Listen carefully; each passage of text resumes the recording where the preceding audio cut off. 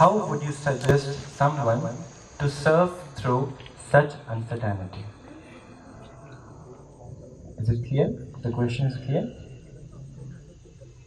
Thank you.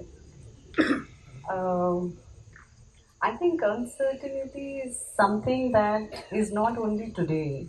It's been there with us always in all walks of lives. And we've always tied through those waves and tried to make the uncertainty into what possibilities we can get to understand. So it's not just a today's arena, if I may just correct that, but the uncertainty keeps changing the topics and the dimensions. So today we think because of automation, because of all sorts of machine learning and stuff, we think that if these things happen, our jobs will become redundant and what will we do again in future. But if you see our evolution, when we started, we didn't have any computers. We always thought computers will come and then we'll have more time to do more. But you see how things have evolved. So Hello? there is actually no need to be scared about an uncertain environment because it has always been there. Yeah. We've gone through it. We've strived through it all along. We are continuing to go through it and we'll continue to go through it in future. The idea is not to try and control it, as Didi was telling us. It's all about managing. How do you manage yourself when you're in an uncertain environment? Yeah. And it is my practice and belief that there are things that you cannot control at all. All you can do is just manage yourself. And the way for me it has worked, I have gone about it is just to keep myself centered. Things will happen, solutions will come, there is no need to be worried about it. And again, I'll point back to what Didi shared early on. Whenever an uncertain environment comes, it comes with some sort of transformation, some sort of change that you experience. And in order to stay tuned and stay calm with that change, you need to be flexible. You need to unlearn and relearn some new things. You need to be adaptable. And the continuous learning and growth will help you stride through the uncertainties of the environment that we are seeing. Yes, So I think it's the number one, there's nothing to be fearful about. Yeah. Number two, it's always been there and we've gone through it. And number three, there are ways and means and techniques for you to be able to again strive through it. So Yeah. that's my submission. So I think to sum up, it's all about how do I manage my own self? Yeah. How do I prepare myself better to undergo whatever comes on my way? And yes, in the evolving world, it is changing every day. Maybe tomorrow it's different what it has been today.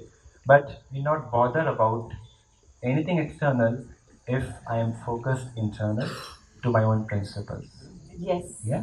and when you are focused on yourself with your principles, the universe helps you. Yeah. Paramatma, the vibrations of people. If everybody starts thinking in the solution mode, Yeah. then the universe helps you stride forward. A very nice point coming forward here is also not to think about problems but think about solutions. We all have a lot of problem thinking attitude. But what if we develop solution thinking attitude? And we have in situations, let's put solutions forward within a team or whatever, and then we will have a nice and better solution coming forward. True. Thanks, Surabhi. So next, I would like to ask Samir. Today in the corporate industry, competition is one of the way to grow in the business.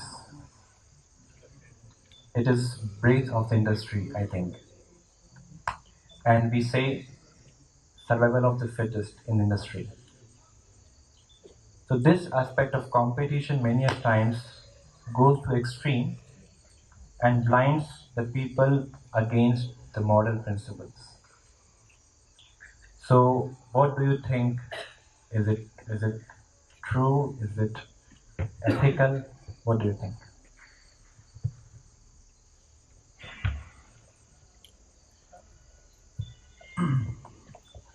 Okay, I would say that competition is always going to be there. It was there. It's just that now the pace of changes which are happening within the competition are much faster, and that is why we are feeling more stress. And then we think, how do we, do a shortcut and try to move ahead? But ultimately, it will bring you down if you are taking some shortcut. So, in my opinion, and over my previous experiences in the industry for such a long time, I have always found that you stick to your principles and you will definitely grow. You really have to be, uh, focused and look within yourself and how you can compete with yourself rather than competing with others. And if you can do that and keep that, yes, you can benchmark yourself if you want with the competition what others are doing, but not necessarily always compete with everyone, because everyone's skills, everyone's situations are different. You can see how you can compete with others. You keep your focus, be ethical, and if you keep moving, I can surely say that you will be successful. In short, this is what I have to say. So, what I understood in a summary, that don't worry about what's happening around you. Stay rooted to your principles, and there are no shortcuts to any success in the life. Maybe you want to add, Surabhi, something more? I think the iceberg diagram that Vivi showed is actually what I also believe in, because there's a lot that goes behind the screens as your fundamental principles and value systems that takes you forward in life, gives you success. But our definition of success nowadays has become very narrow. Yeah. There was a time when success, and it still is with some people, is considered not only respect, money, and stature. And love, but all in all aspects of life. But it's now very limited to which car do I drive and how much money do I have in my bank balance. So Yeah. we've really narrowed down our definition of success. But if you really look at success, how it used to be earlier, a successful person was who's actually happy Yeah, there's a and convergence prosperous now. in all walks of life. Yeah. And those all walks of life comes from a very strong rooted pillars and fundamentals, Yeah. which is that iceberg which you have to strengthen. Yeah, so principle is how deep my principles are rooted to have a strong foundation, and it is applicable in any aspect of my life, I think. So now I'll ask some questions for Mr. Aruna.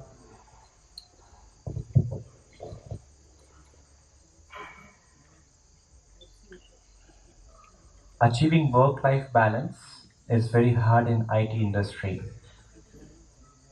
This is what I have observed in last few years. Is this factor internally or externally controlled? This is from the audience, this question.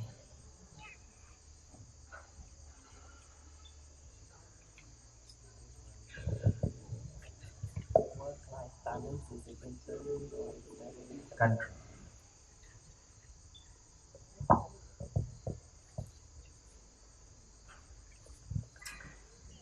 So yeah, I think it's internally controlled, because one of the things we learn here is no matter what's going on outside, I'm responsible for how I respond. And so I'm the creator of my reality.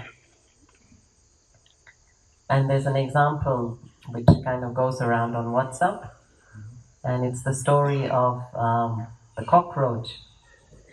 So there was there was a few people in the restaurant, and what happens is the waiter delivers the plate, and as he delivers the plate, a cockroach jumps onto the woman's dress.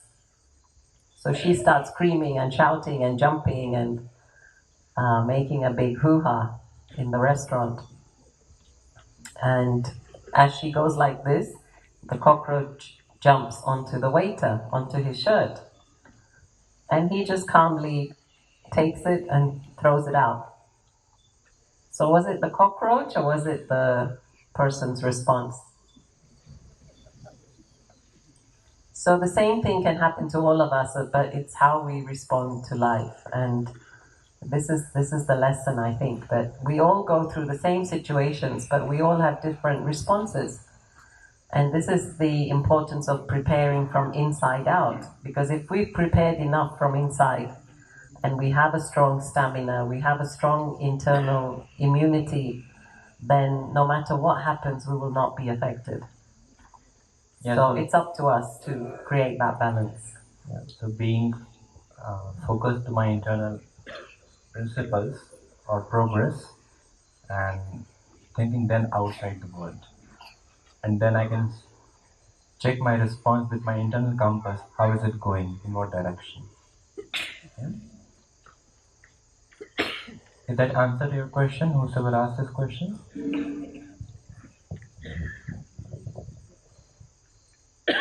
So next one I have for Samir. In IT industry, it is the time of appraisals. I see people laughing. Yes, it is the time of appraisals, and we all know what happens in industry. So the question is for Samir: if my manager is not happy with my performance, though I am perfect in my work, I try my best and do my work sincerely. What should I think in that situation? How can I make myself positive?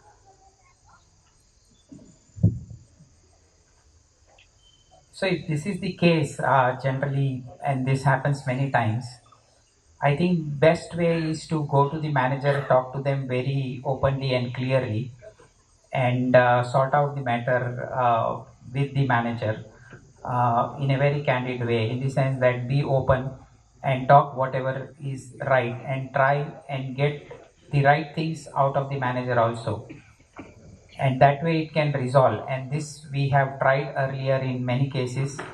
It has worked really well. Today the issue is that we don't have very candid or very open discussion with our managers. We always feel that, what will they think about it, but that is not the case in the IT industry today. If you see, all the communication is very open, and this open communication, if you go and talk very openly, it resolves a lot of questions, and lot of solutions can come out of that. It's just that our fear within, that we don't go and talk to them. If you go, I think it can resolve, and this has been tried and tested. I have done it many times. I have been part of such discussion where I've intermediate, I have counseled someone, and then problems have resolved. But I would say that it's important to go and talk to them and try to resolve that. And always in a positive way, saying that yes, I understand that you have this concept, or you have this misconception about me. I want to discuss it very openly. So can we talk? So go somewhere outside and talk. I think it can resolve a lot of things. Yes, sure. But let me sum up what Samir just said. So I think yes, communication is the key to any performance appraisals. That too, if it is done in periodic basis in your performance cycle, not just in the end of the year, but if you can turn up to the manager every quarter, how have you been working so far and what improvement you want more, so that we can collaboratively work, and it can be a win-win situation for both of us, I think. Yeah, sure.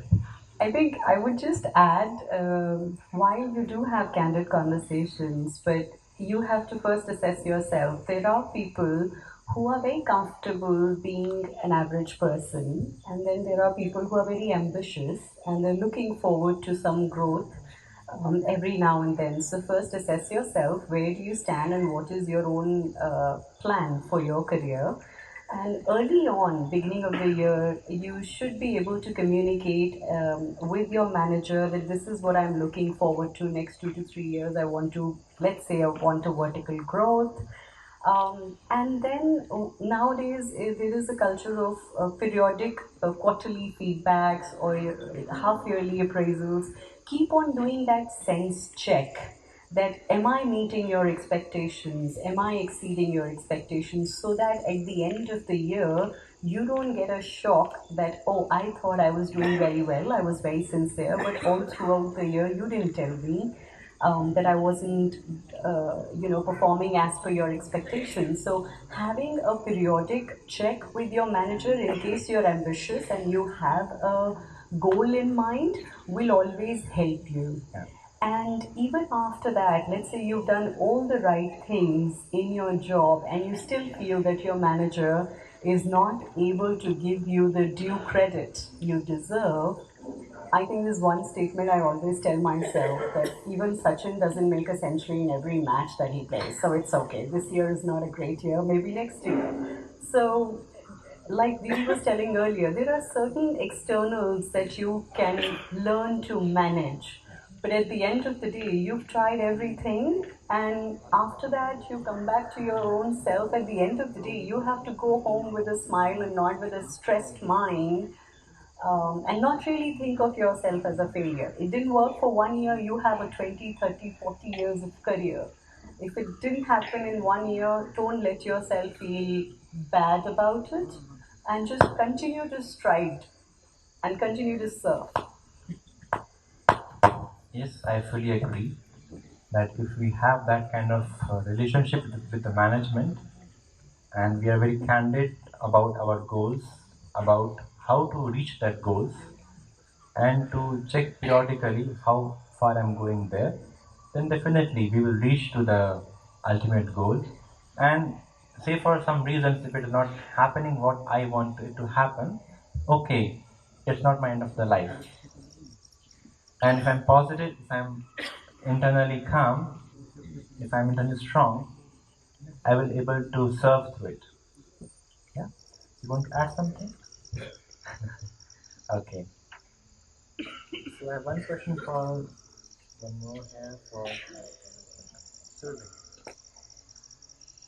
Maybe the last one. As we climb the ladder in our industry, responsibilities increase and stress is directly proportional to responsibilities. That's what they feel. Should we choose to raise the career ladder or stay at some level down to be happy? That's a very interesting question. um, I think I would actually give it in two parts because I'm a woman and I'm a professional. So I think as a professional, you should always continue to give some amount of priority to your career, and it will come with its own nuances. If you've gone into this world, you cannot say that I want to stay away from certain stresses and responsibilities. It is a part and parcel of this world. The other thing is, don't choose, let's say, a corporate world, which is, whether we like it or not, it has a lot of competition, as Samir mentioned, there's a lot of politics, a lot of backbiting, all sorts of things that all of you have experienced. So if you are in the sea, you will have to face everything that happens in and around the sea. So when you jump in, be ready that you will have to face these things. And then when you face these things, you have to learn the techniques how to manage it also. And there are various ways. I mean, there are professional development programs, there are meditation programs that help you strengthen your own self so that you can deal with the stress because you've chosen that.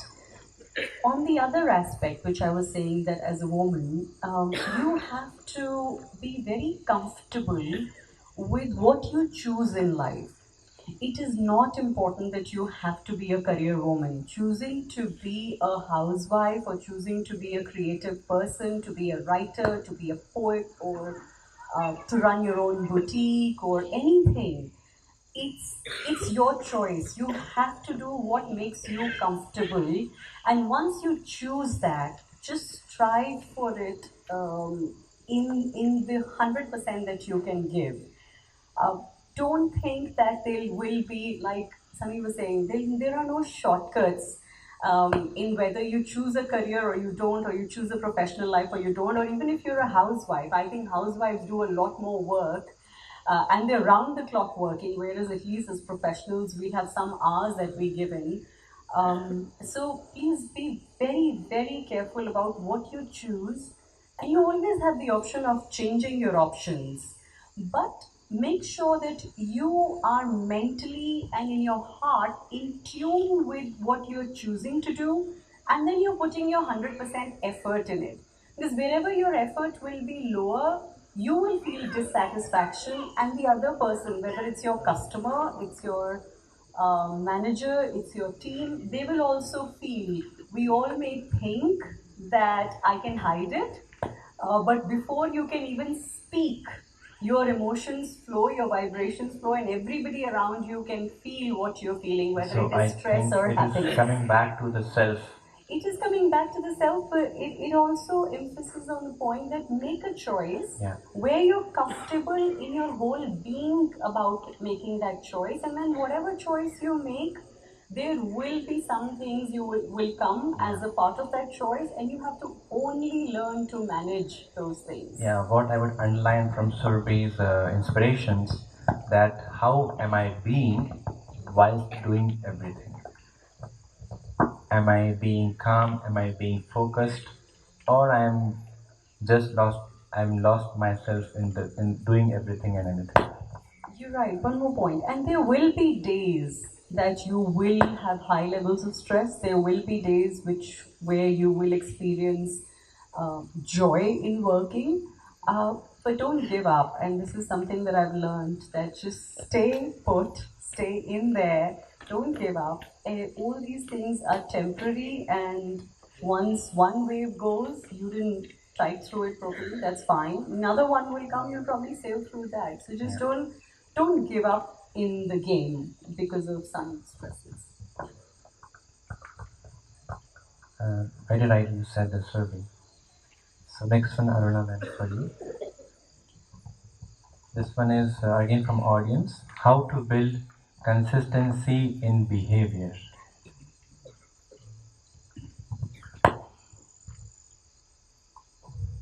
I think when we talk about character or reputation, it's always over a long period of time, isn't it? When you say you trust someone, it's because of their consistency to deliver. And so I think when it comes to consistency, I have to see the benefits of why I should be consistent and the rewards that it brings. But maybe what consistency means for you? Is that the question? No, I want to ask first that question. Well, consistency for me means to be steady, to be stable, to walk my talk, to practice what I preach. This is for me consistency. To be authentic. To be authentic, genuine, sincere. So consistency means, I think and I say and I do, all in alignment. Not I think something else, I speak something else, and I do something completely different. That is not consistency. And you see a lot of that in politicians. Right? They promise us things. It's not only politics, it's everywhere. Everywhere, yeah. But that's, I think, one of the key. But anyway, it's very important to be authentic and consistent, because as I said, it just pays rewards. And part of this whole appraisal thing and people willing to trust you and push you forward is all to do with consistency. Like if you've proven yourself over time, then again, your actions don't hide your character. And I've seen this a lot with people that I've worked with. I mean, they may be simple people doing simple jobs, but they're there every day doing the same thing with a smile on their face, and then you can trust them, and then you can give them some more responsibility. So I think there is something about being consistent. Yeah. Yeah, and it's not, you will never be paid off for what you're doing forever. You will always be rewarded because its actions are always louder than your words. So very like you said. So coming towards, I mean, you can see what would happen if you're not consistent. Look at the other side. If you're not consistent, yeah, then what do you lose? Try looking at it that way. yeah. So towards the end, I would just like to ask the last question with each one of you, and it's just a one-word answer.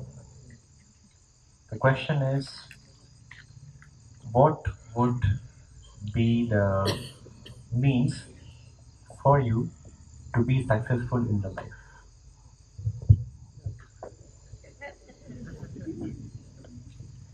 You can take time if you want.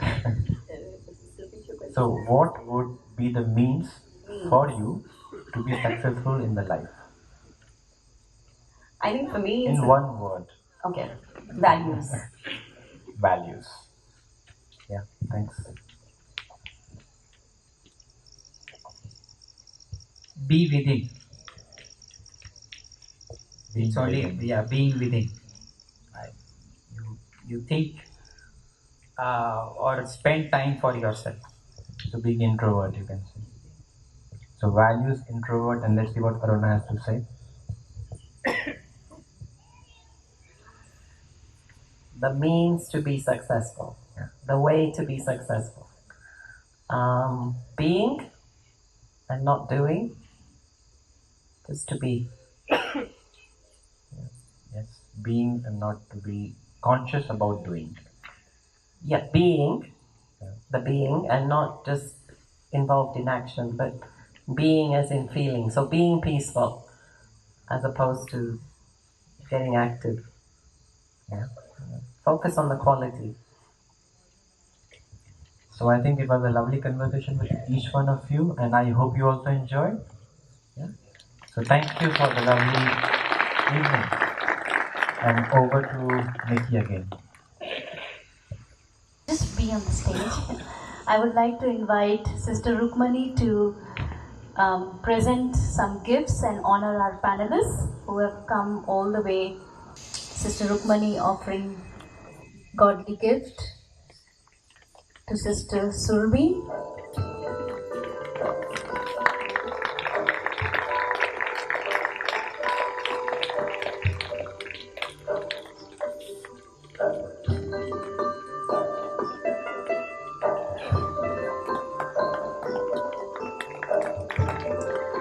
She is also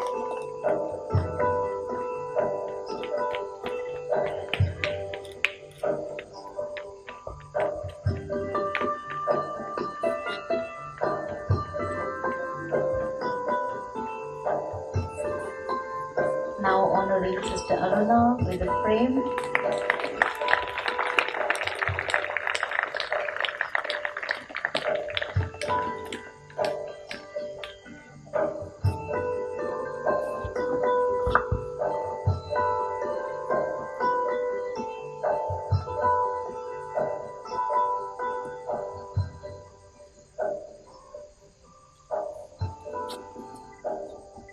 And Brother Samir.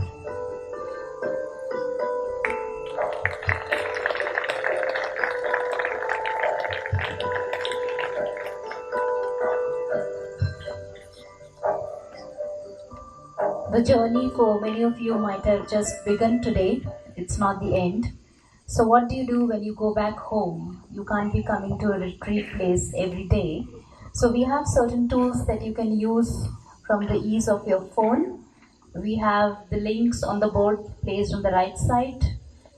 We have B-Zone app and Meditation Lounge app, as well as we have some websites like justaminute.org, learnmeditationonline.org. So you can use these tools to help you conveniently learn and practice meditation and spirituality from the ease of a click of a button.